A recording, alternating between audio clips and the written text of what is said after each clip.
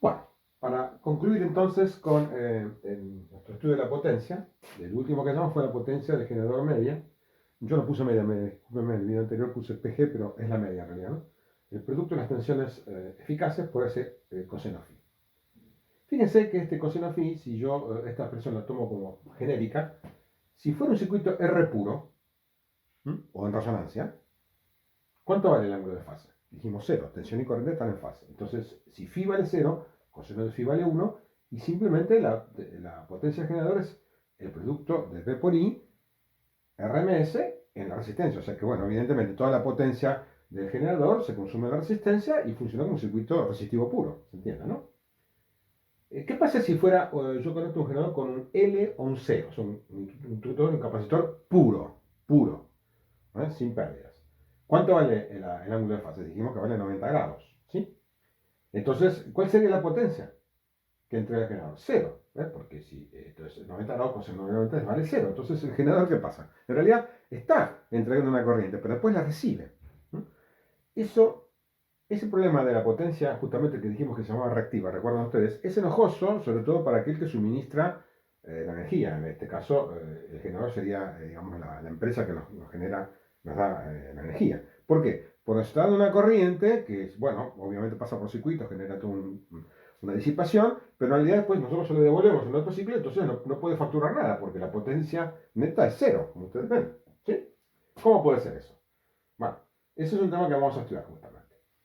Tan importante es eso que este factor, el coseno phi, se llama factor de potencia, pues es un factor que multiplica a tensión y corriente del generador. Es decir, si yo tengo un generador que entrega 220 voltios y 10 amperes, uno, si fuera corriente continua, que dice, hace la cuenta y ya 220 voltios por 10 amperes, 2200 watts y listo. Eso es esa potencia que entrega. No, eso es falso, porque eso hay que multiplicarlo por el coseno phi. ¿Y de qué depende el coseno phi? Del circuito que yo conecte al generador.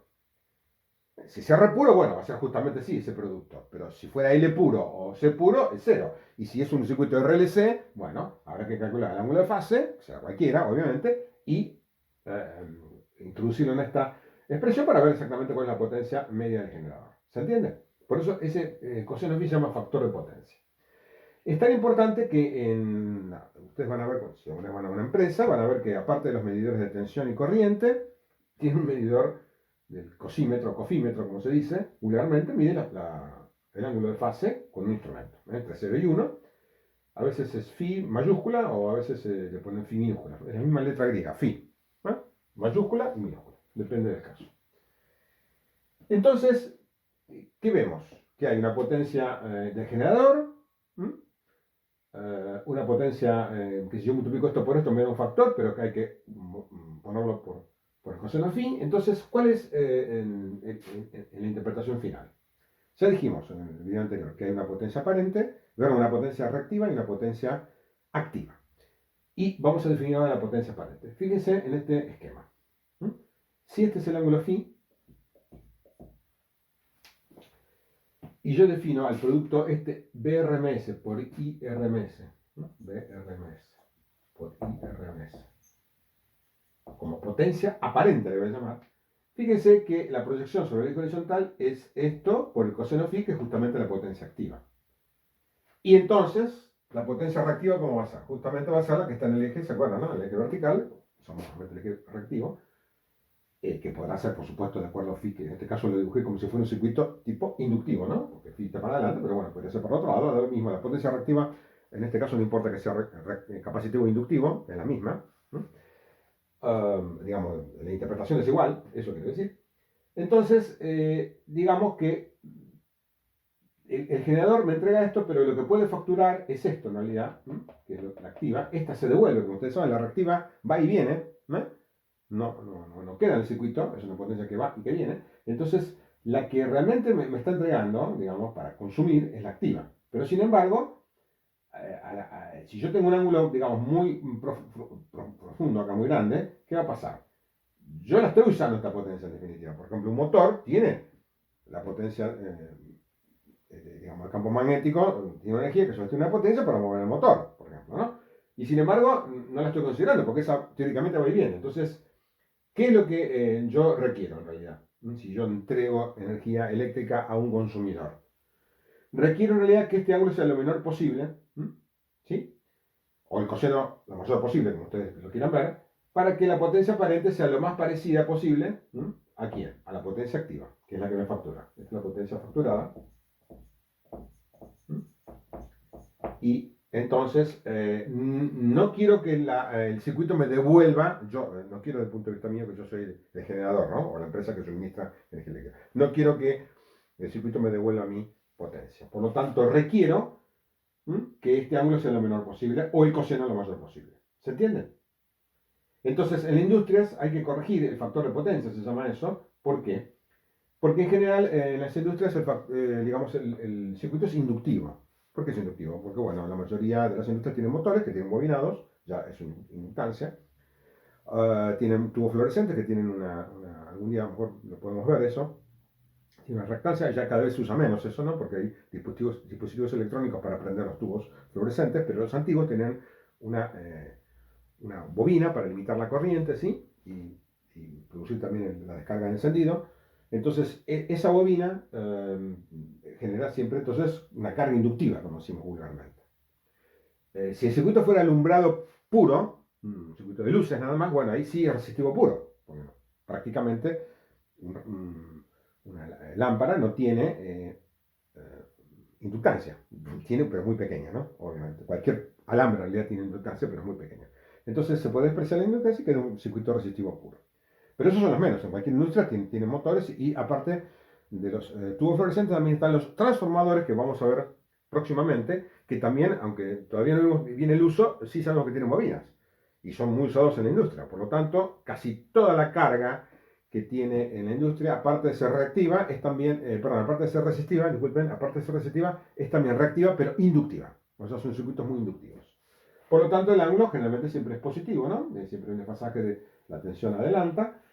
Y en la industria hay que corregir eso. Me lo exige generalmente el proveedor y me pide que el coseno phi, que se mide y también pueden medir ellos, siempre sea mayor que 0,9 o 0,95. Y eso está bien generalmente, ¿no? Pero si mi coseno es menor que 0,9, por decir un valor, o va bajando, está mal.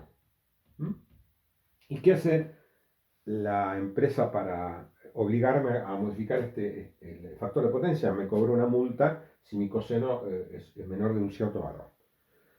O sea, si, o un premio, al revés, ¿no? Si, va a variar el precio del kilowatt hora, ¿se acuerdan? Como vimos en física 1, ¿no?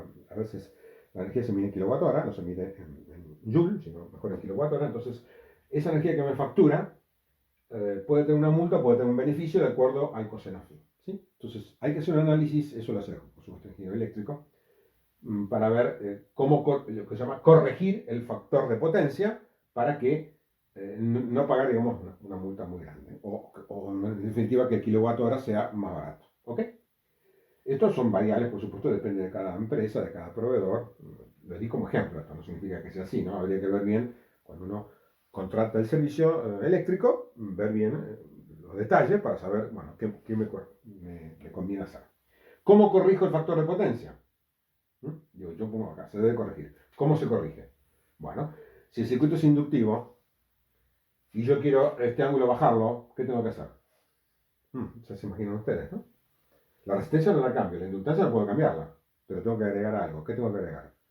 Capacitores. Al agregar capacitores, ¿qué pasa? Compenso, como ustedes saben, los capacitores compensan la inductancia y hago que este ángulo se vaya pareciendo más a cero, ¿no? Si, bueno, justo estuviera en resonancia, o sea, agrego tanta capacidad como hoy le tengo a esa frecuencia, bueno, voy a tener un circuito resistivo puro y entonces sería lo ideal. Phi sería entonces 0 y el coseno vale 1, que sería el caso mejor, ideal. ¿Ok? Si esto, cuando coseno vale 1, el caso ideal sería resistivo puro o resonancia.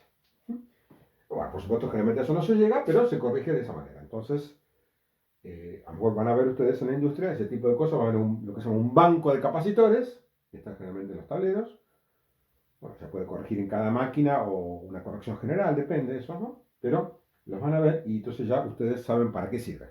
Esa es la idea. El cálculo, por supuesto, lo va a hacer el ingeniero eléctrico o, o la empresa misma proveedora le va a decir, le va a aconsejar qué tipo de banco poner, pero ustedes saben ya para qué sirve eso. ¿Ok? Bien. Lo último que tengo que decirles es que para distinguir en la jerga lo que es potencia activa de potencia aparente, la potencia activa se mide en watts, como ustedes saben, y la potencia aparente, aunque también son watts, pero no se dice watt para justamente distinguir, se dice volt ampere. Entonces, si tiene una máquina uno que dice, por ejemplo, 220 voltios, 10 amperes, ¿ok? Por ejemplo, de consumo, si uno multiplica esto por esto, dice, bueno, son 2200, ¿qué cosa? En principio, volt ampere.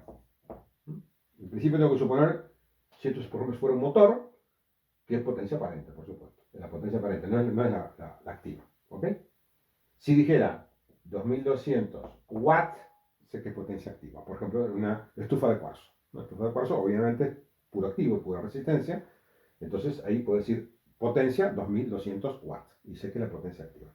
Si me dice 2200 volt ampere, esa indicación de watt ampere, aunque te digan, bueno, es lo mismo, watt. No, pero en la jerga, estoy hablando de la jerga, no lo que se usa en la técnica. Esa indicación de volt ampere me está diciendo que esa potencia no es la activa, sino que es la potencia aparente y que habría que ver cuánto vale el coseno del ángulo para efectivamente ver cuál es la potencia activa. ¿Se entiende la diferencia? Entonces, de esa manera fácilmente nos damos cuenta de qué estamos hablando, sin decir la potencia activa tanto y la aparente es tanto, sino simplemente diciendo tantos watts, tantos watt ampere. ¿Ok? Bueno, con esto terminamos todo el tema de potencia. El próximo tema son los transformadores y el uso en la industria.